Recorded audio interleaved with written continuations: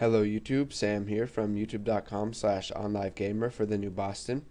And in this tutorial, we're going to be taking a look at comparing strings. So let's go ahead and get started. We're going to come down here under our main sub, and we're going to create a couple variables. We're going to start off by creating a string.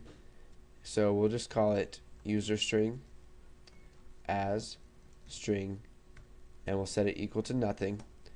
And then we'll declare another string, computer string as string, and we'll set that one equal to onlivegamer. So now what we're going to do is we're going to prompt the user to enter in a string. So console.writeLine, please enter a string. So then we're just going to get what they type in.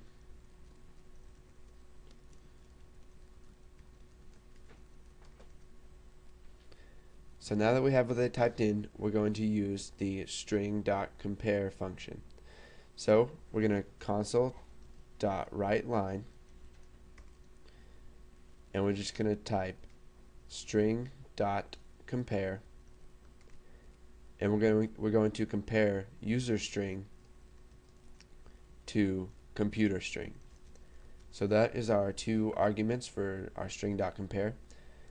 The first one is the string that we're going to compare to the first string.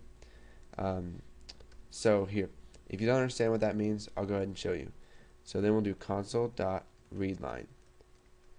So now if we run this, you can see that if I type onlivegamer and then add an S, it's going to give me the value of 1 because it is comparing this string to the second string. Now if we replace these and put it backwards, we're going to get the value of -1.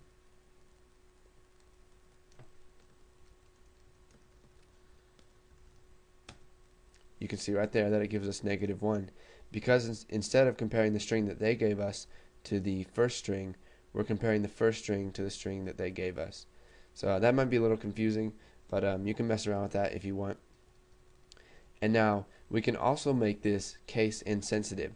So even if they make the whole thing in capital letters, comparing it to this right here is going to give us a value of 0.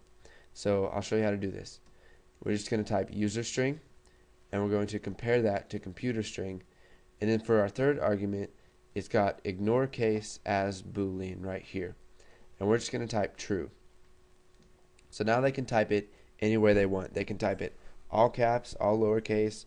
They can switch off between caps and lowercase, whatever they want to do, and it'll still give us a correct value. So if I type it like this,